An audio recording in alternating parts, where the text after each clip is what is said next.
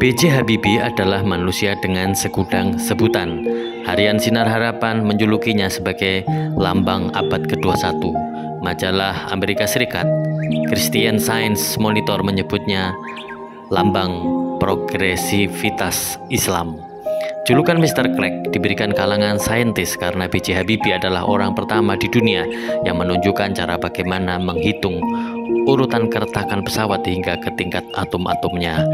Kecemerlangannya ditunjukkan dengan berbagai penemuan di bidang konstruksi pesawat terbang yang diabadikan dengan namanya teori Habibie, faktor Habibie, dan metode Habibie.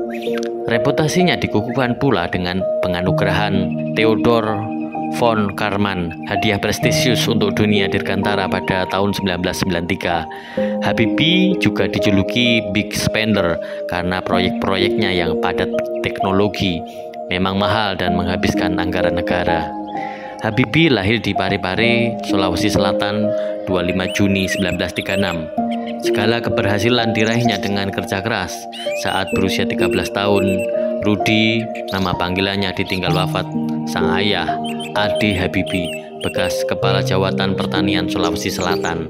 Ibunda Habibie sedang hamil 8 bulan saat itu. Wanita itu bersumpah di sisi jenazah suaminya bagaimanapun akan menyekolahkan anak-anaknya. Ibunda Habibie berdagang kecil-kecilan sembari membuka usaha kos-kosan untuk menafkahi keluarganya. Habibie pergi ke Bandung untuk masuk SMP. Ibunya menyusul setelah ia naik kelas 2. Ia berhasil masuk ke Institut Teknologi Bandung. Setahun di ITB, atas usaha ibunya, ia mendapat beasiswa P dan K untuk belajar di Jerman Barat. Gelar insinyur mesin dan konstruksi pesawat terbang diraihnya pada usia 21 tahun. Ia meneruskan studi dengan biaya sendiri. Waktu lulus, ia adalah orang pertama di luar Jerman yang membuat skripsi tentang aeronautika. Mulailah Habibie berkelana dalam dunia teknologi. Di Jerman, karir puncaknya adalah sebagai wakil presiden, direktur teknologi. Reputasi internasionalnya lantas menarik perhatian elit politik di Indonesia.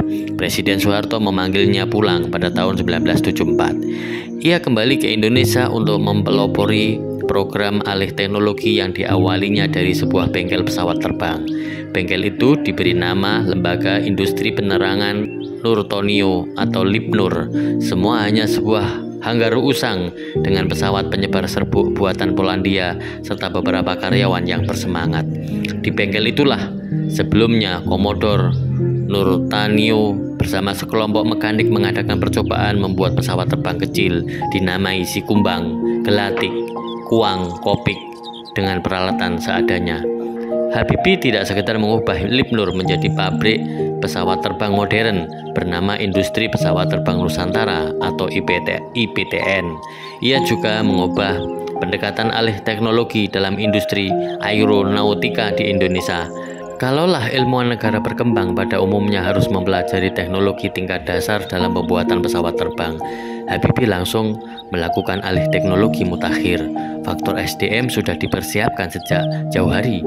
Februari 1969 di Jakarta, ia bersama Sutadi Suparlan, direktur pada Direktorat Jenderal Industri Penerbangan, membahas pemberangkatan sarjana Indonesia ke Jerman untuk belajar membuat pesawat.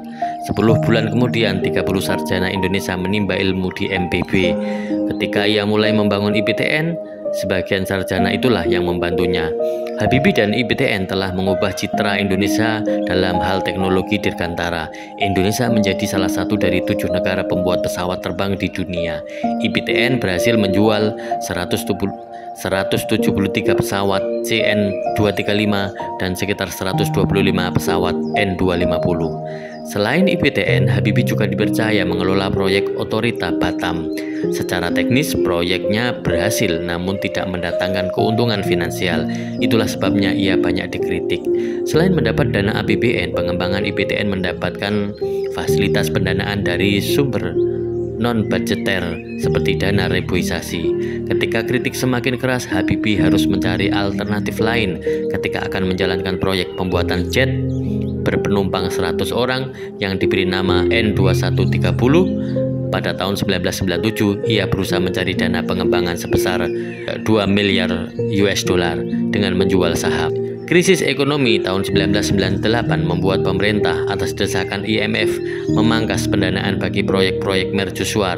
IPTN pun terjerembab dan terancam bangkrut. Selain berkiprah di bidang teknologi, Habibie juga tercatat bermanuver di dunia politik. Jejak suami Hasri Ainul di dunia politik itu dimulai saat ia terpilih mengetuai Ikatan Cendekiawan Muslim Indonesia yang terbentuk pada tahun 1990. Banyak pengurus ICMI yang menjadi menteri atau pejabat. Beberapa pihak mencurigai ICMI berfungsi sebagai kereta politik Habibie sekaligus alat Soeharto untuk meredam gejolak umat Islam. Nyatanya, melalui ICMI, nama Habibie diperhitungkan dalam kancah politik. Ia ditunjuk Soeharto sebagai koordinator harian Dewan Pembina Golkar. Sidang Umum MPR Maret 1998 memilihnya sebagai wakil presiden menggantikan Jenderal Tri Sutrisno. Naiknya bintang politik Habibie terjadi pada momen yang tepat.